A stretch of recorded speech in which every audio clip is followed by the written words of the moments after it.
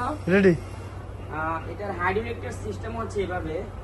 এটা হচ্ছে একটা লক, এটা নরম হাতে করতে হবে, একদম ইজি। এই যে একটা শব্দ হবে, একটা লক, আবার ছেড়ে দিবেন, এই যে লক হয়ে গেছে। মানে একদম নরম হাতে, আবার আস্তে করে এরকম করবেন, এই যে। আর মানে আরেকটা শব্দ হবে, এর একটা লক, এটা হাফ বসতে পারবে। তারপরে আবার সোফা করার লকটা হচ্ছে আস্তে নরম হাতে করতে হবে, একদম একটা একটা শব্দ হবে এরকম। একটা জোর করলে হবে না, জোর করলে এটা নষ্ট হয়ে যাবে। আর এটা তো বুঝে নেই এরকম, এটা এই জায়গায় পা দিয়ে ধরতে হবে, একটা ইয়ে আছে এই জায়গায়। আর এই যে জাস্ট হয়ে গেল। আবার এই সিস্টেমে,